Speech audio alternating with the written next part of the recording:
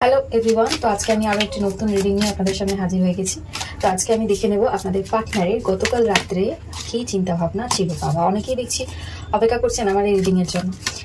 Thank you so much. বারবার বলছি subscribe করুন। সাবস্ক্রাইব করলে নিজের এনার্জিকে খুব ভালো করে কানেক্ট করতে পারবেন, তাতে রিডিংটা আপনার খুব জেনুইন বেরোবে। এই রিডিংটা যেহেতু ওপেন প্ল্যাটফর্মে করা, রিডিংটি সবার জন্য, যার যতটুকু মিলবে সে ততটুকুই নেবেন, বাকিটা অন্য কারোর জন্য ছেড়ে দেবেন, জোর করে গায়ে মাখবেন না। তো চলুন দেখে নেবো যে আপনার পার্টনারের গতকাল রাত্রের মনোভাব কি ছিল। তবে তার আগে দেখবো যে আপনাদের এখন বর্তমান পরিস্থিতি কি। যদি সেটা মিলে যায় তাহলে বুঝতে পারবেন যে রিডিংটা আপনার জন্য, বা কাদের কাদের এই রিডিংটি ম্যাচ করবে। ঠিক আছে, তো চলুন দেখে নেওয়া যাক যে আপনাদের এখন বর্তমান পরিস্থিতি কি চলছে। আচ্ছা, বর্তমান পরিস্থিতি আমি কিন্তু দেখতে পাচ্ছি যে মানে খুব খুব পরিমাণে একটা খারাপ সিচুয়েশন ধরতে পারি আমি, যে একদম ডিভোর্স হয়ে গেছে। যারা হাজব্যান্ড ওয়াইফ দেখছেন সেক্ষেত্রে আমি বলবো যে ডিভোর্সের পর্যায়ে চলে গেছেন। যারা গার্লফ্রেন্ড বয়ফ্রেন্ড রয়েছেন তাদের আমি বলবো যে তাদের জীবনে একটা নতুন অপশন চলে এসেছে, যে কারণে আপনাদের মধ্যে একটা বিশাল ঝগড়া ঝামেলা ঝঞ্ঝাটের সৃষ্টি হয়েছে। সম্পর্ক প্রায় শেষ হয়ে যাওয়ার মুহূর্তে আপনারা দাঁড়িয়ে রয়েছেন। ঠিক আছে, একটা মানুষ চাইছেন যে বিয়ে করতে, আর একজন পার্টনার চাইছেন যে না, আমি সুইচ করবো অন্য কারোর সাথে, অন্য কোথাও। ঠিক আছে, আচ্ছা আমি দেখে নিচ্ছি আপনার পার্টনার আপনাকে বিয়ে করতে চাইছে না আপনার পার্টনারের কাছে চয়েস এসেছে, তাহলে পরিষ্কার হয়ে যাবে ব্যাপারটা। আপনার পার্টনারের কাছে থার্ড পার্টি এসেছে আর আপনি বিয়ে করতে চাইছেন। বড্ড ইমোশনাল মানুষ আপনি।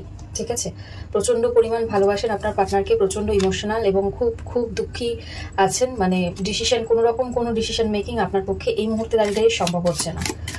এই মতো অবস্থায় যদি এতক্ষণ রিডিং আপনার সাথে গিয়ে থাকে তাহলে আগামী রিডিংটাও যাবে। তবে আর একটা কথা আমি বলবো, যাদের সাথে রিডিং একদমই ম্যাচ করছে না তাদেরকে বলবো ইউনিভার্সকে থ্যাংক ইউ বলুন। গাইডটা চান ইউনিভার্সের কাছে, ডেফিনেটলি ইউনিভার্স আপনাদের সাহায্য করবে। তো এবার দেখবো আপনাদের গতকাল রাতে পার্টনারের কি মনোভাবনা। আপনার পার্টনার যে মানুষের কাছে গিয়েছিল না, সেই মানুষের থেকে একদম কি বলবো হার্ট ব্রেক হয়ে আপনার কাছে ফিরে আসবে। তার মনে হচ্ছে যে সে যে কাজটা আপনার সাথে করেছে সেটা সে ঠিক করেনি। যে সিদ্ধান্তটা সে নিয়েছে, আপনাকে ছেড়ে দেওয়ার যে সিদ্ধান্তটা সে নিয়েছে, সেটা সে মনে করেছে যে সেটা সে ভুল করেছে। আপনার কাছে ফিরে আসা দরকার। এই মুহূর্তে আপনার পার্টনারের সব দিক থেকে লস চলছে। তবে আরো একটা কথা আমি এখানে দেখতে পাচ্ছি, সেটা হলো আপনার পার্টনারের উপর একটা ব্ল্যাক ম্যাজিক করা আছে।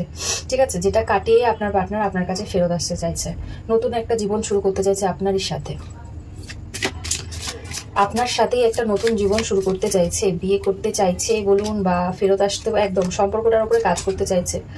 কানার মতন আপনাকে ছেড়ে অন্য কারোর কাছে চলে গিয়েছিল, সেই জায়গা থেকে ফিরে আসতে চাইছে, সম্পর্কটা একদম বিয়ে করতে চাইছে আপনার পার্টনার আপনাকে। শুনুন, যদি পার্টনার আপনার কাছে ফেরত আসে, খুব ভালো একটা রিডিং এখন পর্যন্ত আমি পেয়েছি। পার্টনার যদি আপনার কাছে ফেরত আসে আপনি মেনে নিন। ভুল সবার ক্ষেত্রেই হয়, আপনার পার্টনারের ক্ষেত্রেও হয়েছে। আর এই সিচুয়েশন যদি উল্টে গিয়ে থাকে, মানে আপনার হয়ে থাকে, তাহলে আমি বলবো যে যার কাছে চলে গেছেন, সুইচ করে যার কাছে চলে গেছেন, সেখানে মানে সেই জায়গায় গেলে আপনার অবস্থাটা খুব খারাপ হয়ে যাবে। হ্যাঁ, খুশি থাকতে পারবেন না, হ্যাপি থাকতে পারবেন না। বাকি চিন্তা ভাবনা আপনি করুন।